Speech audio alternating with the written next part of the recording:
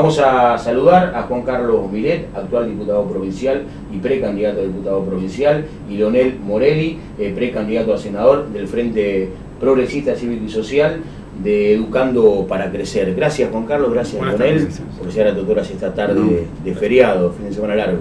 No, gracias a vos, a nosotros es muy importante estar aquí. En medio de la recorrida. Correcto, ambos. Bueno, Juan Carlos, venís en la política militando desde hace mucho tiempo, participando concretamente también. ¿Qué es lo que te moviliza, en este caso, a seguir dentro de la política? ¿Cuáles son las cosas en las que hay que seguir debatiendo? ¿Cuáles son las coincidencias y cuál es la diferencia? Porque los frentes en esta ley de las PASO genera eso, ¿no? Uno supone que hay cosas en común, pero también... Sí, hay diferencias también, obviamente. Claras. ¿No? Sí, mira, hace 4 años yo intenté y llegué como legislador en una lista que le pusimos Educación para Crecer, que tenía una característica, o dos características. Es decir, primero, no iba con ningún candidato a gobernador. ¿Por qué? Porque entendíamos que el sistema lo posibilitaba y hacer un aporte a la división de poderes entendíamos que no era una cuestión menor. Así que ya tampoco había precandidatos a gobernadores. Hace 4 años atrás. Hace 4 años. ¿Por qué? Porque nosotros creemos que gran parte del problema que tiene la democracia, porque si uno se dice, bueno, hace 31 años que estamos en democracia, resulta que si nos ponemos a mirar ese entusiasmo del 83, que parecía que íbamos a lograr un montón de cosas, hoy 31 años después, vemos que la inmensa mayoría de los problemas continúan y unos que queríamos haber resuelto nos vinieron encima. Y cuando se pone a mirar cuál es la razón, y la razón es que en realidad nosotros no vivimos en democracia. Nosotros lo que tenemos es un sistema a través del cual elegimos por el voto a quien nos gobierna, pero una vez puesto en el gobierno, más que una democracia, lo que tenemos es una monarquía. ¿Por qué? Porque uno se acostumbra a votar al candidato a gobernador o a presidente, y tiene esa especie de cultura autoritaria de pensar que, bueno, votemos los legisladores de ese gobernador para que lo ayude a gobernar. Es la cosa de que confundimos gobernar con mandar. Pero en la práctica, ese número importante de legisladores que entran, resulta que le deben el cargo al gobernador, no a la gente. Y a la hora de funcionar, funcionan como un protocolizador del gobernador. Entonces, el primer problema que se presenta es que el gobernador es también legislador, y si pensamos que los legisladores son los que votan los jueces, al corto plazo el gobernador es el ejecutivo, el legislativo y el judicial. Y la gente tiene que entender que la razón por la cual existen 3 poderes es precisamente porque si no hay un poder dividido en 3 pedazos, el hombre no funciona adecuadamente. Si se puede quedar con algo que no le corresponde, se queda. Si puede tener más poder, ejerce más poder. Y entonces, en realidad, hoy por hoy, la consecuencia lógica de esta forma de funcionar es que hay una corrupción que no se puede controlar, que no hay políticas de largo plazo, porque el Ejecutivo está en el día a día. Entonces, ¿qué atiende? Atiende, por lo general, la presión de los sistemas económicos concentrados, que vienen por las obras públicas y esto y lo otro, y bueno, y que el gobernador entonces genera las leyes y van a la Cámara y se votan automáticamente. Fíjate, el presupuesto de este año se votó sobre tabla, o sea, directamente no se discutió nada. Estás hablando del presupuesto provincial. Provincial, sí, provincial. Y luego, bueno, de los sectores que sabemos hoy que nada tienen, que a través de la presión que realizan, cortando las calles, quemando cubiertas y demás, logran que algunos subsidios, algunas cosas lleguen. Pero los sectores medios, los sectores que quieren vivir la legalidad, que tratan de pagar sus impuestos, que apuestan a largo plazo, porque si una clase media, ¿qué es lo que quiere dejarle a su hijo? Un estudio. ¿Cuánto demanda un estudio? 15 años hacia el futuro. Una clase media que apunta a querer tener su casa propia, si pudiera, lo menos que le llevaría son 15 años poder llegar a tenerla. Si siempre los plazos de la clase media son más largos. Pero ¿cuál es el problema de la clase media? Ni tiene plata para presionar, como los lobbies económicos, ni tiene una cultura de andar quemando cubiertas, tirando piedra. Como consecuencia de eso, no tiene forma de presionar y no tiene política. Entonces dije, bueno, vamos, yo fui a 600, ¿no? en una lista chica, pero que si llegamos, como hicimos la otra vez, nosotros vamos a representar los intereses de los sectores a los cuales le hicimos la promesa de representar. En mi caso, yo dije, yo quiero representar sobre todo a los que apuestan a la educación como una forma de futuro. Vos venís de la educación. Sí, yo vengo yo fui decano, fui rector 2 veces. Es decir, siempre, no es que sepa mucho de educación, siempre me dediqué a la educación. ¿Cómo estamos hoy? Malísimamente mal. Mira, tanto a nivel provincial y nacional, ¿es tu análisis? Totalmente, porque hay un problema de base. Mira, a mí me gusta usar la frase de Sarmiento, ¿no? Sarmiento dice, todos los problemas son problemas de educación. Cuando uno ve la inseguridad, la violencia, el narcotráfico, la contaminación ambiental, lo que quiera, Eso es un síntoma. La enfermedad es que la educación ha fracasado. Entonces, cuando nosotros nos pusimos a trabajar, dijimos, bueno, ¿qué propuesta hacemos para que la educación empiece a resolver esos problemas? Y de hecho, no era fácil, porque venimos de 30 años, casi 40, de atacar los síntomas. Es decir, los chicos no van a la escuela, démosle una beca. Siguen sin ir a la escuela, mandemos psicopedagogos. Siguen sin ir a la escuela, mandemos comida, porque si comiendo van. Siguen sin ir a la escuela o se van, entonces bajemos la nota. Siempre vamos sobre el síntoma y no sobre el problema. Y el problema, nosotros lo hemos relevado correctamente, y si tengo un minuto te lo digo en 3 palabras. Nosotros teníamos una educación en Argentina de la cual estábamos todos orgullosos. O sea, Argentina tenía la mejor educación de América Latina. Hasta la década del 60 efectivamente era así. ¿Qué fue lo que nos pasó? ¿Y qué era lo que hacíamos bien para que fuéramos exitosos? Nosotros hicimos un trabajo de investigación que es muy largo, algún día si querés lo podemos contar, pero donde vimos que la educación era exitosa en Argentina cuando estaba en manos de la sociedad.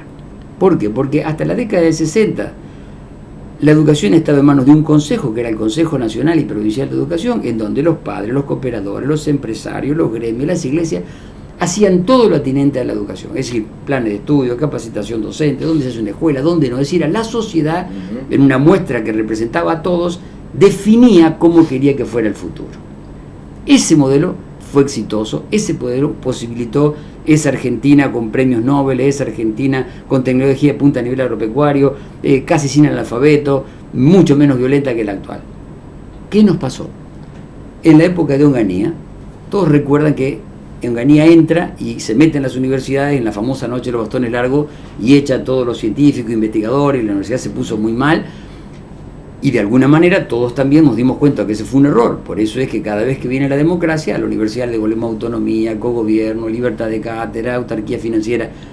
Pero lo que como sociedad no relevamos lo serio que era, es que Onganía, como buen autoritario, echó a estas 50 personas que discutían en nombre de la sociedad la educación y puso una sola persona, el ministro de Educación. Y a partir de allí, lo que ocurrió es que la educación quedó en manos de la política. ¿Y qué significa eso? Bueno, los tiempos de la política son totalmente distintos a la educación. Si usted quiere hacer un plan educativo que dé resultado, necesita 15 años.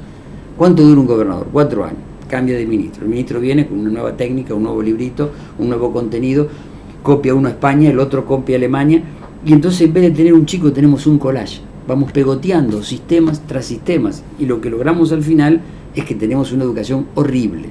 Luego, un gobernador está pensando en la próxima elección, desgraciadamente. ¿Y eso cómo lo medís, Juan Carlos? El tema de la calificación que vos das a la educación nacional. Se puede medir desde muy diversos lugares, pero podemos decir, si lo hacemos con esta cosa que es cuestionable, la prueba PISA, estamos allá en la lona. Porque por ahí también se dice que hay más graduados, que hay más ingresantes, que hay más... El problema por eso te pregunto, ¿cuál es el parámetro para el parámetro llegar es a esa calificación? Donde a mí donde se nota con mucha claridad es lo siguiente.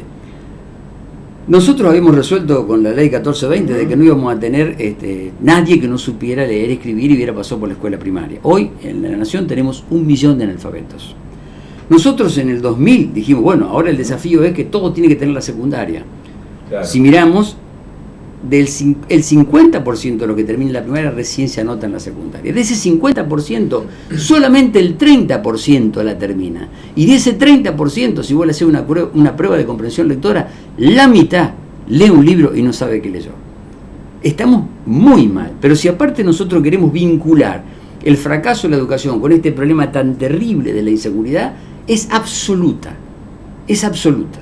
Y a nosotros, para vincular esto que hicimos, fuimos a hablar con estos que se consideran los pibes chorros, estos chicos que fueron delincuentes de muy chiquitito, cometieron un delito grande, terminaron presos, y elegimos a aquellos que en la cárcel optaron por estudiar. Luego de haber estado estudiando 5 o 6 años, esos chicos estaban en condiciones ya de opinar respecto de qué les había pasado.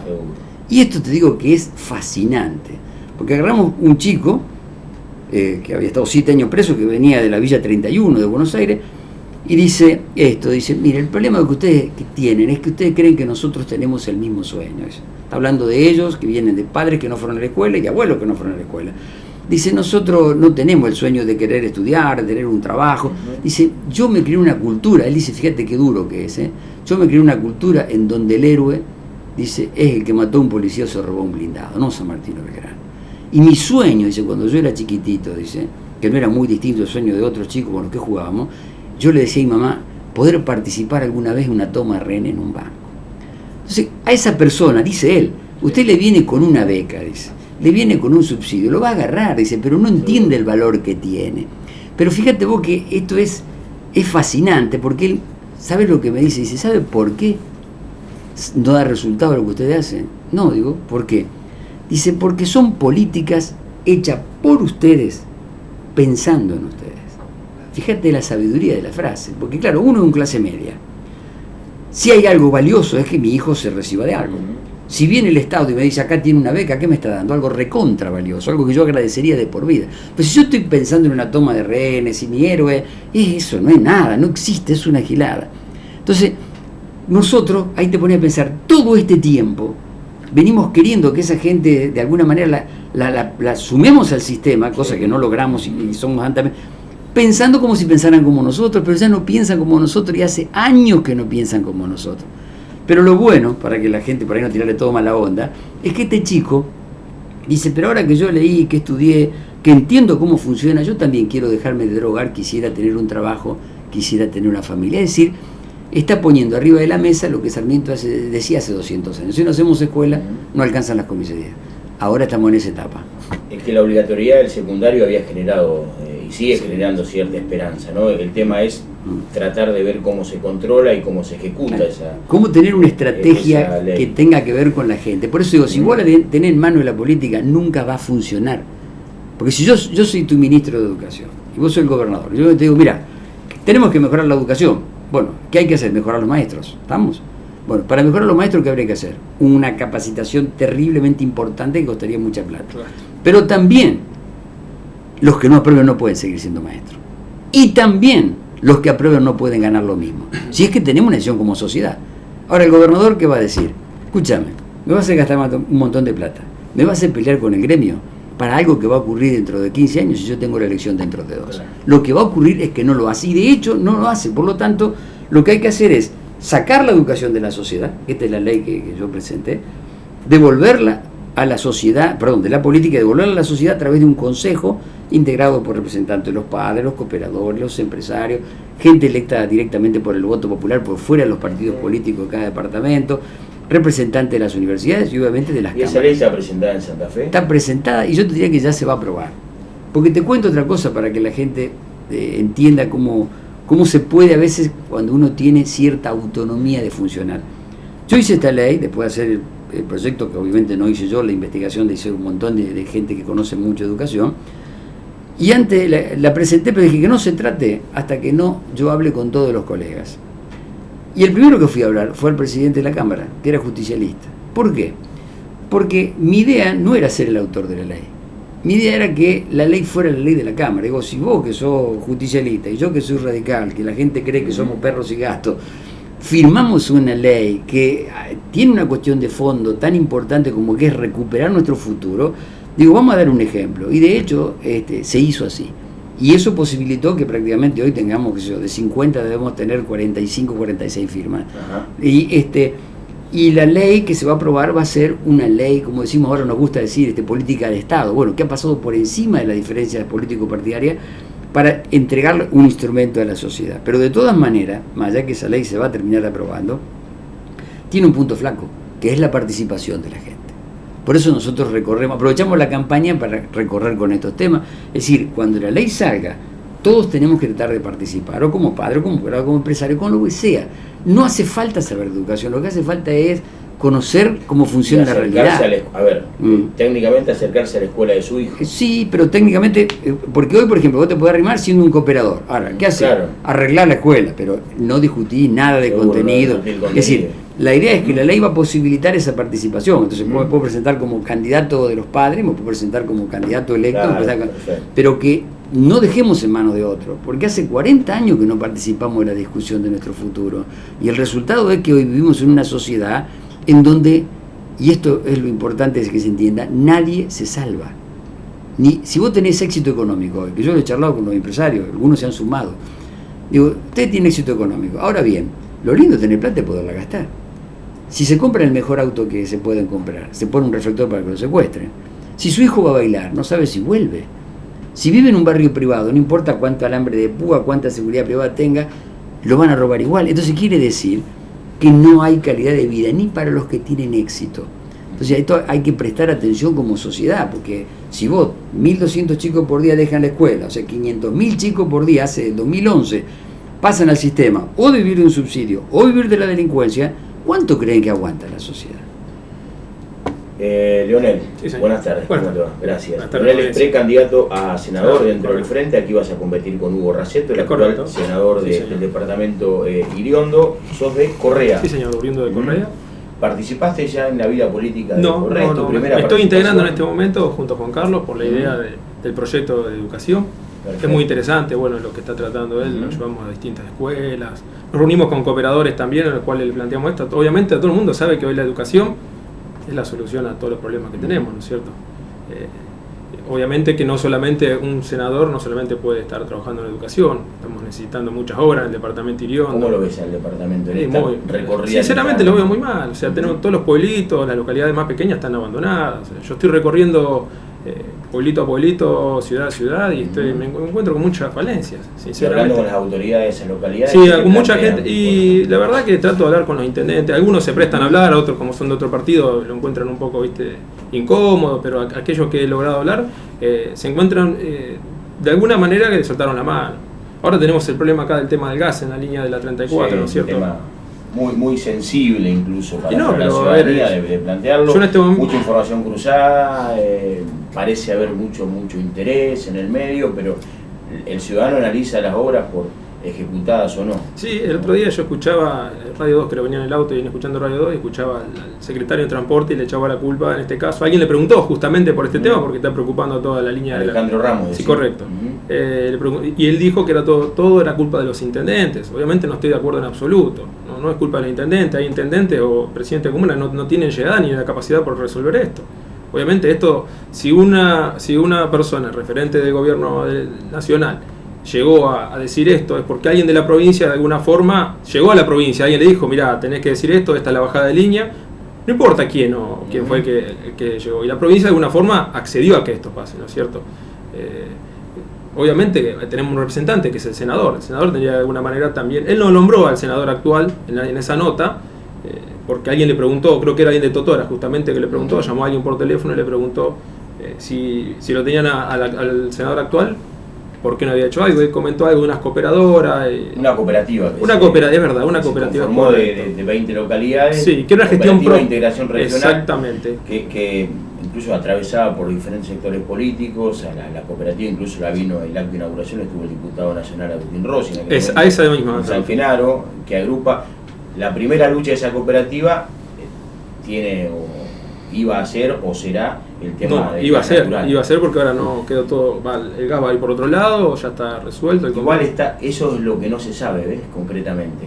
Con cada uno de los que hablamos plantea una cuestión. Desde la cooperativa dicen que todo sigue en marcha, aquel proyecto, lo de Monja, Díaz... Bueno, ahí lo que te decía, te interrumpo, justamente cuando Alejandro Ramos comenta y le dicen esto, no, dice, lo que pasa es que nosotros recibimos del senador, primero lo invitamos en muchas oportunidades que venga a participar de esto, el cual no fue ninguna de las invitaciones. Y segundo, lo que comentó, que él dijo como que el actual senador era la cooperadora o la cooperativa que estaban haciendo, la estaba gestionando, administrando él, y que eso no se iba a prestar de ninguna manera para esto de la gestión. Yo creo que, bueno, cuando uno habla de estos grandes temas siempre quedan algunos interrogantes. Lo cierto es que el gas es necesario, lo cierto es que cuando la Nación hace el proyecto pasaba por acá, que la Nación... Pasó el río Carcarañá. Está por debajo del río Carcarañá. Lo cierto también es que cuando una obra de esta envergadura hace la Nación y pasa por una provincia, tiene que tener el consentimiento de la provincia, porque no nos olvidemos que las provincias son preexistentes a la Nación. O sea que si el gasoducto eventualmente cambió de dirección, hay también por parte de la provincia un consentimiento. De lo contrario no podría haber ocurrido. El tema es, bueno, quién tiene la responsabilidad o no de haber aceptado ese cambio de recorrido si eventualmente finalmente. ¿Y quién nos debe informar a todos? Claro, debería. Claro. No a nosotros, sino a la ciudadanía, ¿no? Digo, Claro. uno como medio es solamente una herramienta. Claro. Yo creo que esto tiene que ver, sin hacer nombres propios, esto tiene que ver con esto que yo te decía al principio. Si yo me asumo como que soy un legislador de la sociedad o que soy un legislador del gobierno. Porque si soy de la sociedad me voy a preocupar más por la sociedad que por el gobierno. Si soy del gobierno me preocupo más por el gobierno que por la sociedad. Habiendo una cuota parte de responsabilidad del gobierno provincial en el cambio de dirección, si efectivamente se produce, si efectivamente se produce, lo que no se sabe, aparentemente, claro, debe estar en un estado de discusión permanente. Pero bueno, no creo que un funcionario del nivel que estamos hablando diga una cosa que sea una mentira. Se supone que respecto del cambio de dirección del gasoducto. Lo que habría que investigar acá con seriedad, es decir, cuando la provincia fue consultada sobre el cambio de dirección, porque no puede haber cambio de dirección si la provincia no da el consentimiento, insisto, ¿qué actores? Si venga por la ruta nacional. No importa, porque esto, digamos, es un servicio que viene para nosotros. Es decir, sería como un avasallamiento de la propia soberanía de la provincia, que la tiene, porque de hecho nosotros tenemos nuestra propia constitución y la provincia existía antes que existiera la nación. Bueno, aquí, a ver, como dato lo que uno puede agregar desde lo periodístico en todo el recorrido que viene haciendo es que hubo una reunión, una de las reuniones de la cooperativa de Simpson Totoras, donde vino el secretario de Energía de la provincia, el vicegobernador, Jorge Era, esa una de las últimas reuniones, donde ahí planteaban que estaba adelantada la posibilidad desde la cooperativa para el gas en Monje y Díaz. Sí, correcto. Eso fue el año pasado, ¿no? El año pasado. En mayo de 2014, lo venía así. Esa reunión fue, bueno, ahí estuvo, digamos, la provincia tenía ya bastante avalada la posibilidad de que desde la cooperativa se fuera hasta ahí. Ya están los estudios avanzados. Lo que sucedió es que el año pasado también hubo llegó el intendente de la ciudad de San Genaro con una noticia de que se habría firmado un convenio que todavía, eso es lo que no sabemos, ese convenio por ahora nadie dijo que caducó ni que dejó de existir, de que venía por la Ruta Nacional 34, que unía 6 localidades. Sí, pero tratamos de contactarnos con gente y no contestan ni hay respuesta de parte de claro, por eso te planteaba lo de la información cruzada. Entonces en el medio, incluso aquí vino un ciudadano la semana pasada que se encontró en el INTA de Oliveros con Alejandro Ramos y como venía también desinformado del tema, lo vio, se lo cruzó y le planteó, a ver, ¿me puede decir qué se sabe del gas para Totoras? ¿Cómo y ese funcionario le contestó, por ejemplo, le brindó muchos detalles informativos. Algunos coincidían y otros no con la información que se daba desde... Bueno, pero esto que yo te comenté, ¿no? Salió al aire el día viernes o jueves. Vos hacías referencia a una comunicación con Alejandro Ramos. Sí, no, en Radio 2. En Radio 2 al aire, lo comentó.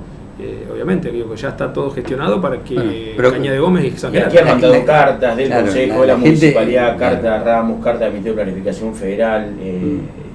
Sí, ahora la pobre gente empieza a entrar en un peloteo de responsabilidades. Lo cierto es que sería bastante más fácil de tener responsabilidades si uno pensara técnicamente cómo operan estas cosas. Acá hay una decisión del gobierno nacional de hacer un gasoducto que pasa en una determinada dirección. Pasa por una provincia, habla con el gobierno provincial. Determina un recorrido, se determinan los estudios. Si ese recorrido se cambia, la nación solo no lo puede cambiar.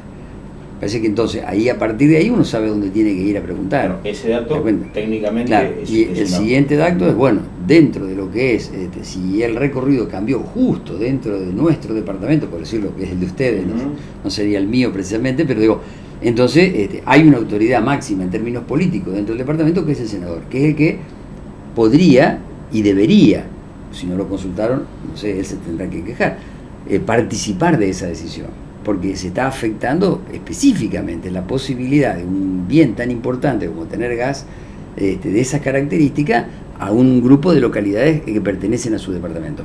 Digo, tal vez el punto inicial, porque no es un actor pasivo, porque esta cosa a veces, yo cuando voy a distintos lugares siempre digo, ¿cuál es el mejor legislador que usted tiene acá? Siempre te dan un nombre, y yo le pregunto, ¿cuál es la ley que hizo? Y por lo general me dicen, no, lo que pasa es que entregó muchos subsidios. Es decir, hay que ocuparse de todas las cosas. Yo creo que los subsidios son una herramienta por ahí en algún punto necesaria, yo no estoy de acuerdo, pero bueno, podrían darse. Pero no descuidar la tarea específica del legislador, que en este caso, en el caso de un senador, es preocuparse por todas aquellas cuestiones que tienen que ver con su departamento, cómo lo afectan o no lo afectan determinadas decisiones del gobierno. Gobierno que necesita del voto de ese senador para aprobar su presupuesto, que necesita del voto del senador para un montón de cosas. Entonces, yo digo, si nosotros nos concentráramos cada cual en lo que tiene que hacer, esto sería bastante más fácil. El problema es que, bueno, si uno, como en vez de ser legislador, asistente social, si en vez de ser gobernador, termina siendo candidato a diputado provincial o cosas por el estilo, acá estamos en un problema. Y yo digo, y paso un aviso, todos los problemas son de educación. Parece que acá hay que saber cómo funciona la democracia, hay que saber cómo tienen que funcionar las instituciones y a partir de allí exigir que cada uno dé cuenta de lo que le corresponde dar cuenta, ¿no? Bien, en definitiva, Leonel, tu concepto, tu conclusión sobre el tema del gas, hasta donde te informaste. Sí, no, estamos afuera por ahora. Me incluyo, obviamente, porque por más que yo en Correa tenemos gas y todo. Pero sos precandidato a senador por exactamente, este departamento. me incluyo, estamos una afuera. Gran parte del departamento, que es la que atraviesa por la 34, estamos afuera. Y algo muy importante, ¿no? Bueno, primordial, digamos. Exactamente, pero en las últimas semanas fue el hecho de que Cañada de Gómez y Justicia, que también formarían parte de que... Es correcto, en realidad Cañada de Gómez no, sería el parque industrial. Exactamente, y un pedacito reciben por el plan más cerca del gobierno nacional la posibilidad del gas a Parque Industrial y de ahí a Agustinza. Por el otro lado, Cerodino, no para la obra, sino para la ampliación de la red, también del gobierno nacional. Digamos, entonces todo suma para... Pero ahí también hay como para que los ciudadanos de estas localidades ¿Por qué? tenga... O sea, es una cuestión de un partido, va por partido, digamos, se lo separaron, o una línea... No es tan así, porque también es todo. Para mí creo que por así, desde un lado uno consulta a uno y a otro, y acá el experto nos puede dar un ejemplo. Gestión, otros hablan de... Yo creo que... de relaciones más cercanas al gobierno. Porque el problema es un problema de fondo. A veces cuando uno dice, toma este ejemplo, a lo mejor y podría decir el autoritario es el gobierno nacional. Pongo otro ejemplo, el autoritario es el gobierno provincial. Claro. Y tengo otro ejemplo, el autoritario somos todos, porque no sabemos construir como sociedad entre todos.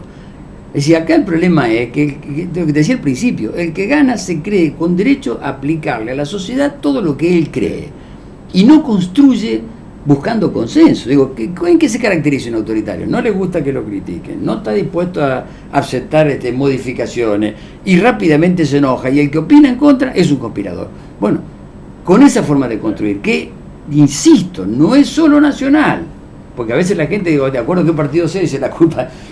Todos los argentinos somos así, tenemos que desmontar la cultura autoritaria. Mira, en 1983, cuando agarramos la democracia, se sabía que la democracia no iba a funcionar si no mejorábamos la educación y no desmantelábamos el autoritarismo, porque veníamos de años y de años de golpe y de 20 años que la educación venía para abajo.